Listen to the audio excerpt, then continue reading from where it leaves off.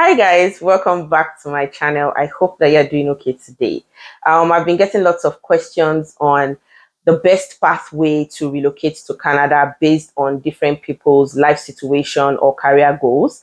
And even though I do have a bit of information concerning this topic, I thought it best to start a series with an expert in this field who can explore these different pathways with us, okay? And she's going to be giving us a lot of information on what you need specific to the different pathways, and I'm really excited for us to go on this series. I just found out from her that there are about 6 and I think about 7 different pathways that you can use to relocate to Canada, and each of them of course suits different people's life situation and career goals. So you guys, I'm excited to go on this journey with you, and I hope that you can get as much information as you need to start your relocation journey to Canada. If you're new here, you're welcome. My name is Temitope Adesanya. Most people call me Temi. And on this channel, Healthcare with Temi, I explore how to transition into different healthcare careers here in Canada. And of course, that is going to start with relocating with Canada, which we are doing in this series. And another key part of this channel is that we discuss all about health and wellness. So without further ado, guys, let's jump right into today's video. Hi guys, welcome back. Just like I told you that I have someone here today that will be giving us more information on these different pathways to relocating to Canada, and I'm going to allow her to introduce herself to us today. Okay, so my name is Deborah. I represent Caulfield Consults, which is based in Nigeria, but we are partnered with licensed immigration consultants in Canada here, and we provide travel and immigration services, and yeah. Thank you for honoring us with your presence today. We're very, very excited to have you. So we're just going to be jumping right into the pathways. And in today's video, we're going to be talking about the express entry pathway. Yeah. Now, I know that this is like the most common one that a lot of people are aware of. Yeah. Let me just say that. But I feel like people don't have like detailed information when it comes to how they can fully take advantage of the express entry pathway. Yeah, right. So what would you say are like the basics that people should know when it comes to express entry? What is it all about? Okay, so express entry, yes, like you said, it's the common, people are aware of it, but I've also come to realize that a lot of people know it as a concept. Yeah, but they don't really know what it entails. So we get so many people who give us a call and say, oh, I hear about the PR, it's express entry, but at the end of the day, nothing else. They don't know anything else. Yes, they don't have much info. So it's just the express entry is a point-based system. Okay. Which was started off by the Canadian government, okay, to bring in skilled workers, okay, from outside of Canada into Canada. So, and the express entry is just an umbrella for so many pathways. You understand? Oh. Yeah. So, but the most common one is the, maybe the federal skilled worker. Yeah. Yeah, which everyone tries to get into Canada with. Yeah. So it's a points-based system. It's dependent on so many factors that would, sum up your points, okay, and make you eligible for the program on the system. So the factors that would sum up your points are your age, okay, the English requirements exam, language requirements, you can do English and French. Okay. So language requirements exam, your ECA, which is where you evaluate your your international credentials. Okay. And after your age, your ECA, your, what's that thing I said? Okay, language requirements. Yeah. So once you put all of that together, it will then give you a particular point, okay, that would determine if you're eligible to then go into like the main application on the system. Okay. Yeah. Okay. So based on these different factors, how can people, like you said, that all of these points now are going to come, all these factors are going to come together to give you points, right? Yeah. So how can people maximize these factors such that they are at an advantage, you know, in the express entry pool? For example, the age now. So is there a minimum age? Is there an age whereby your points begin to drop and all of that? Yeah, that's a very good question. So for the federal skilled worker, it's highly dependent on your age. Because you are more eligible when you're below 30, but also within 30 to 35, you can still explore it if you are able to, you know, work on the other factors to boost your points. So it's always advisable if you're below 30, you have maybe a postgraduate degree, you're below 30 with a postgraduate degree, and you can do so well with your IELTS, it's advisable you know, consider that pathway. But if you're above 30, 31, 32, 33, 35, it's still, you can still try it out. The major thing is try as much as possible to do so well. With the other areas. With the other areas. Especially maybe if you have a master's, that might also help a lot. Or if you have a PhD or you have 2 degrees, you know, 2 postgraduate degrees, those will come together to boost your points. So it's always advisable that you check your eligibility first. I think we'll still get there.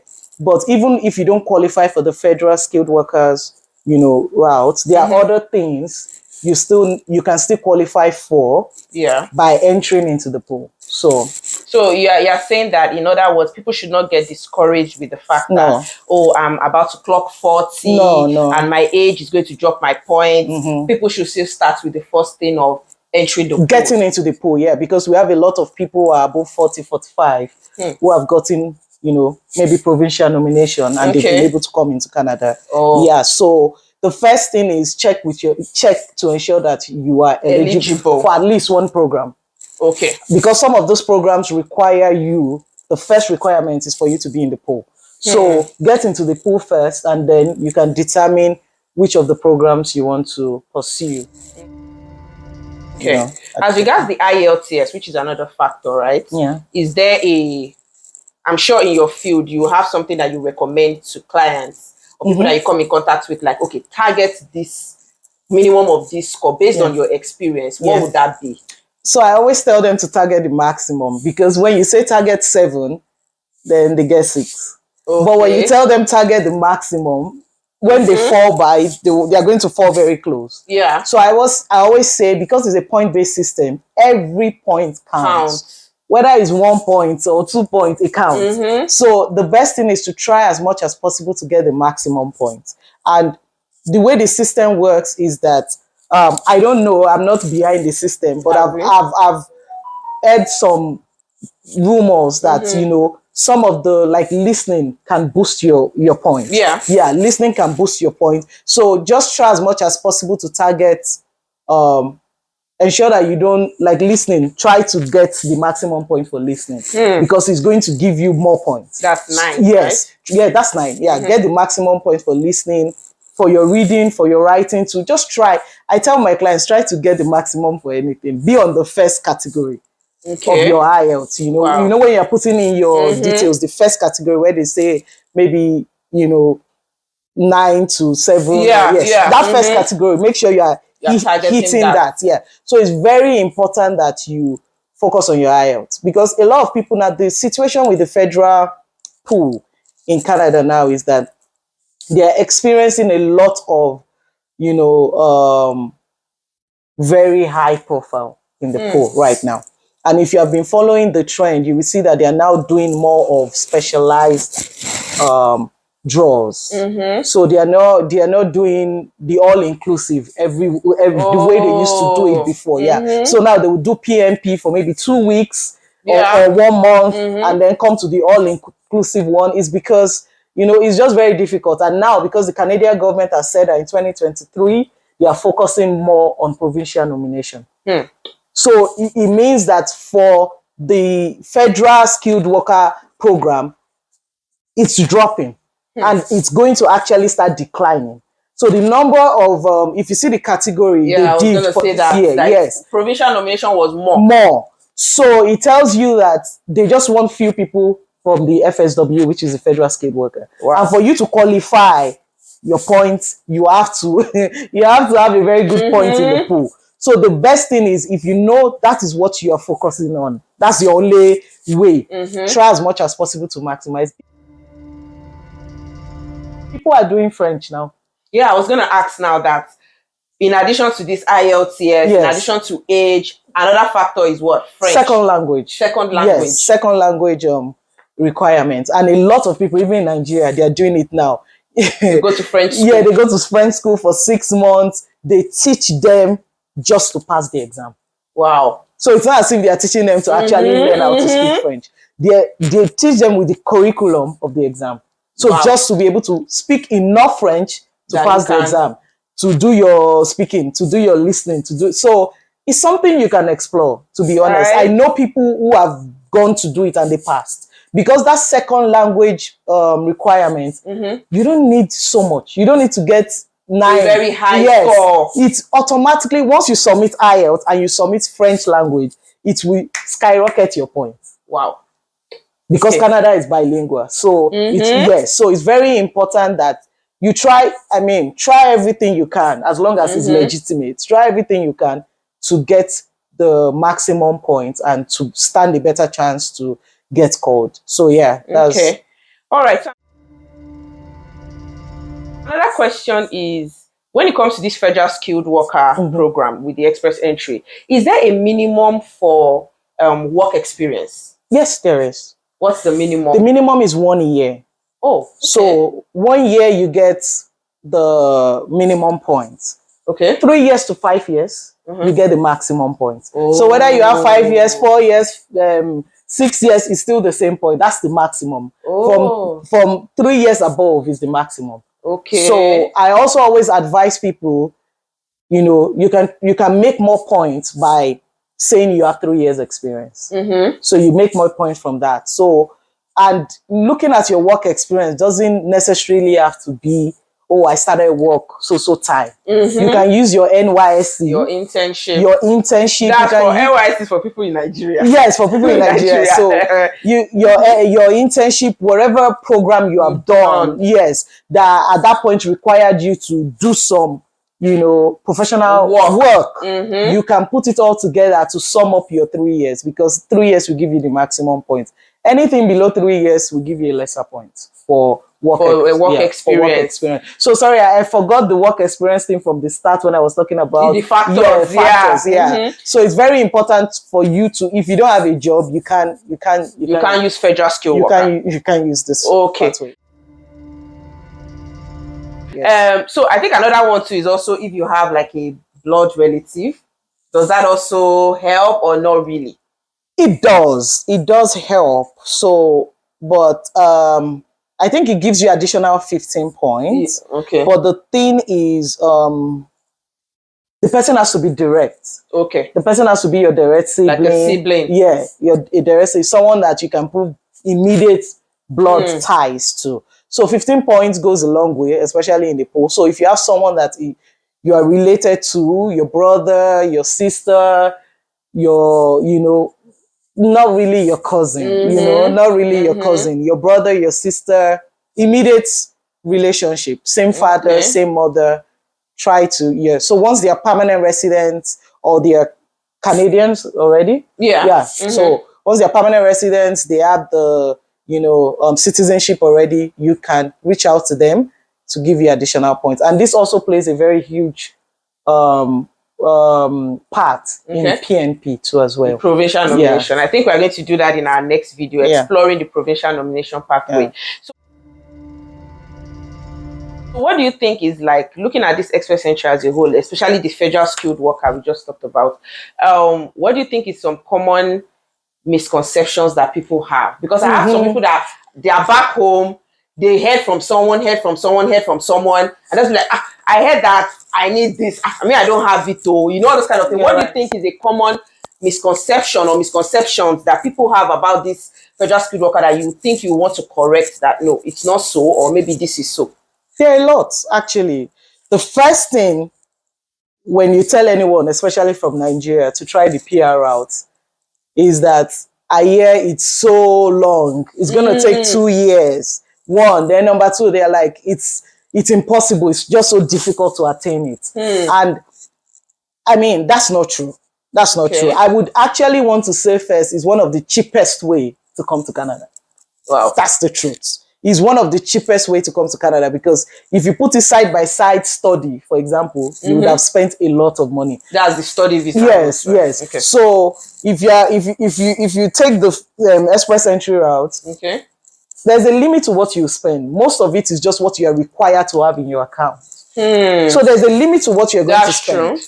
There's a limit to what you are actually going to spend. So I tell people, is it about how long it takes, or you just achieving a permanent status? Right. So what should come to play when you're considering this is that at the end of this tunnel, I'm getting a permanent status in Canada. So whether it takes me 1 year or it takes me 1.5 years, it's going to put me in a better position at the end of the day when I get in here. So unlike when you come in with a temporary status and you have to begin to work your way, spend millions of naira if you're Nigerian, you understand, until you get to a place where you get your permanent status. So I think it's not something we should even talk about. It's just that one thing I've come to realize is people love the easy way. People love the easy way. So when they realize that this is, they need me to do my ECA. I need to go and evaluate my certificate. I need to reach out to my school to send it to the, they're like, oh my God, this is just too much. Please, I want to do study. Is there a way I can get you to Canada by September? I want to enter Canada by September. They are always in my DM, September. I'm like, okay, but do you want to consider other things? Because when they send their documents, and I'm like, I got a client, 28 years old, as masters. She was like, I just want to forget about my masters. I just want to get into Canada. I'm like, calm down. 28. Just calm down. Can we talk? Book a consultation session. You have, way more to achieve, to get from what you already have in your hands than coming here to spend a lot of money, study, just trying to apply for work permit, all of that. So just calm down. The best thing, what I always advise, first thing to do when you're considering relocation is book a consultation session with somebody that knows what he's doing. It's very important because a lot of times we realize I have clients who come to me, and by the time they come to me with a this is what I want to do. But when we're done with the session, they are open to more opportunities, and they are like, oh yes, let's try this. I think this will pay me better. So it's very important to just, you will get a lot of information from people on the streets when you're trying to, that's the truth. They will tell you, my neighbor went yesterday, this, but just try to source your information from the right source. You understand? Get it from the right source and calm down. The fact that it's difficult doesn't, everything good has to go through a process. So if the difficulty is the problem, I don't think it is. So it's a means to an end. So just focus on what the result is and what the benefits that come from having a permanent status once you land for you and your family, because it makes everything easier for you in the long run. So it's not about coming into Canada, you're still running helter-skelter for a lot of things. So for me, yes, there are a lot of misconceptions with express entry. Yeah. But if you get your facts right, like we have said, your age, you're below, maybe you're 35 and below, you have 3 years work experience, you have a master's degree, and you have evaluated your certificate. Yes, because that thing about the master, so that everyone does not think everyone has to have a master. No, they don't have to have a master. There are some people that if they did, I think they call it like a professional. Yeah. So I was a lawyer, you understand? As a lawyer, I'm a lawyer. If you evaluate your credentials, specifically your law school credentials. Okay. So your transcript from law school. I know when it comes to points, there is this thing with the evaluation body. Some say if you use a particular evaluation body for professional, it's going to give you more points than maybe you use a different one. So just find out what works in your field, maybe the medical field or the legal field. There are different and the professional evaluation body that will give you more points for your field and ensure you evaluate your certificate with them so you can get more points. So what happens is that they're going to give you more points for having a professional course certificate. Okay. So that can help. That would be 2 or more degrees, for example. So instead of just saying, so if you're a lawyer now, because law is considered a second degree abroad. Medicine is considered a second degree abroad. So that's why they give them more points for those professional courses. So if you're a lawyer, if you're a doctor, please don't be discouraged. Oh, I don't have a master's. It took me 6 years to get law. It's fine. Just ensure that you are also evaluating your law school certificates. Ensure you're evaluating it to get more points. Okay. So just to round up again, as regards the requirement or like the factors that are in play when it comes to the federal skilled worker, right? Yes. So you said your age. Yes. You said English language proficiency or language proficiency. Even if you can do French. If you can do French. Do French. Which is an added advantage. Yes. If your point is low, guys, do French. It is doable. It is doable. And then what else? Work experience. Your work experience. Okay, so it's a minimum of 1 year. But with 1 year, you're going to get the lowest score. But if you're, for example, if you're 28 and you have 1 year work experience, it's still fine. Because I have someone that is 28 that has been in my emails and is worried that he has just 1 year work experience. It's fine. The minimum is 1 year. So below 28, below 30, you are getting the maximum points for age. Okay. So it's after 30, your age points begin to drop. So the idea is you're getting maximum points here and you're not getting the maximum points in another area. I mean, that one has right? That one has made up for the other one. But it won't be bad for everything to be high. It won't be bad. It won't be bad. But that's very hard. That's a very hard metric. But I guess. For some people, they do have it. Yeah. And then work experience, then English, language proficiency. And then if you have a direct blood relative, if you do, that would also give you some more points. And I think, is that about it with regards the factors? We're going to come into provincial nomination and all of that in another one. But in terms of just like the standard of... That's the standard. Yeah, that's the standard. Just have your work experience, have your age intact, do the evaluation and do your language proficiency. Once you have all of that, you are fine. That makes you eligible to get into the pool, which, I mean, the pool is the foundation for so many programs, immigration programs in Canada. So once you get into the pool, we can now start talking about other things you can explore. But whatever you want to explore, they have to ensure that you're in the pool first. Yes. Okay, so guys, get into the pool and start from there first. So thank you very much.